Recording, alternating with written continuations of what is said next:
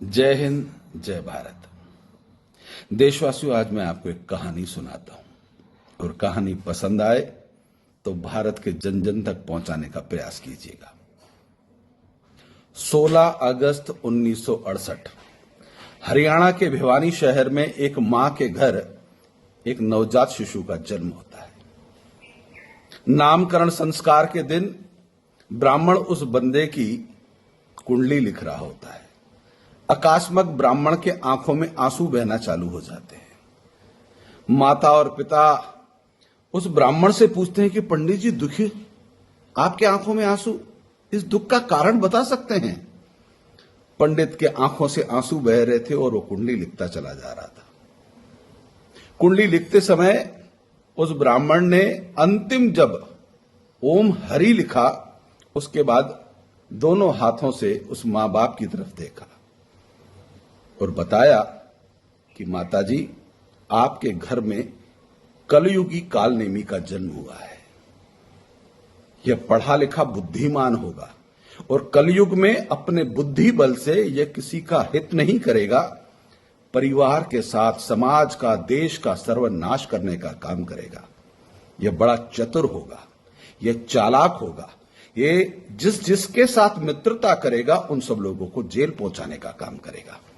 यह खुद कहीं नहीं फंसेगा, परंतु जनता को मूर्ख जरूर बनाएगा, परिवार को मूर्ख बनाएगा, देश की जनता को गुमराह करेगा। यह कालनेमी है। जिस प्रकार से सतयुग में कालनेमी ने हनुमान जी को छलने का काम किया था, कलयुगी कालनेमी पूरी दुनिया को छलने का काम करेगा।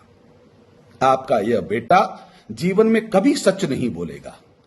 आपका बेटा अपनी ही औलाद की झूठी कस्में खाएगा, अपने ही परिवार की झूठी कस्में खाएगा। हर वह झूठ बोलेगा जो शर्मिंदगी भरा हो, चुल्लू भर पानी में डूब मरने वाला हो, परंतु इसे शर्म बिल्कुल नहीं आएगी।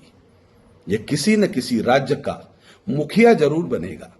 हो सकता है मुखिया बनने के बाद यह देश के, जनता के और अपने ही साथियों को छलने का काम करे। यह जिस राजनीतिक दल का मुखिया बनेगा, उसके पोस्टर पर हर 2-3 साल में चेहरे बदल जाएंगे, क्योंकि यह जिसे ईमानदारी का सर्टिफिकेट देगा वह भी झूठा होगा। यह आपका बच्चा आपके परिवार के साथ इस देश के लिए घातक सिद्ध होगा। इसलिए माताजी, मेरी आंखों में आंसू आ गए थे। यह देश, यह समाज और यह संस्कृति के लिए कलंक है। इस कलयुगी कालनेमी इसलिए कहा माताजी, प्रयास कीजिएगा कि परमात्मा से प्रार्थना कीजिएगा इसे सद्बुद्धि आए, परंतु इसे सद्बुद्धि कभी नहीं आएगी। यह दुनिया के लोगों को ईमानदारी के सर्टिफिकेट बांटेगा, परंतु सब फ्रॉड होंगे, सब झूठे होंगे। यह जिसे ईमानदारी का सर्टिफिकेट दे, मतलब मान लीजिएगा कि यह बेईमान नंबर 1 है, वह चोर नंबर 1 है, वह भ्रष्टाचारी है, उसे यह ईमानदारी का सर्टिफिकेट देगा। और जिसे यह ईमानदारी का सर्टिफिकेट दे, उस व्यक्ति को भी समझ लेना चाहिए कि उसके जेल जाने का समय आ गया है।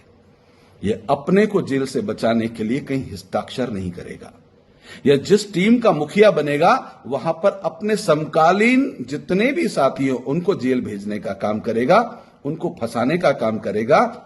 एक समय ऐसा आएगा कि भारत में सुशासन चलाने वाला एक ऋषि पुत्र, एक सात्विक संत भारत का सर्वोच्च पद पर बैठेगा, और जब वह न्याय उचित कार्रवाई प्रारंभ करेगा, तब यह आपका बेटा नीचता की हर पराकाष्ठा क्रॉस करेगा, गाली देगा, गलोच देगा, और गाली गलोच के चक्कर में यह अपनी हर सीमाएं लांघ जाएगा। उस दिन आपको शर्मिंदगी होगी कि कैसी औलाद को जन्म दे दिया।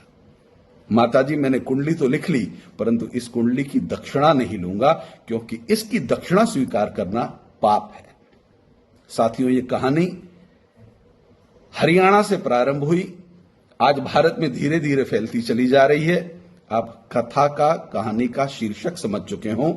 अगर आप भी सहमत हैं तो इस वीडियो को जन जन तक पहुंचाइएगा, और कलयुगी कालनेमी से आप और हम किस प्रकार से सावधान रहें, सचेत रहें, क्योंकि यह जहां का मुखिया बनेगा वो जनता की मुंह पर कालिक पोतने लगेगा, और जनता इतनी भ्रमजाल में इसके फंसी होगी कि यह जनता का मुंह काला कर रहा होगा और वहां की जनता को समझ में नहीं आएगा।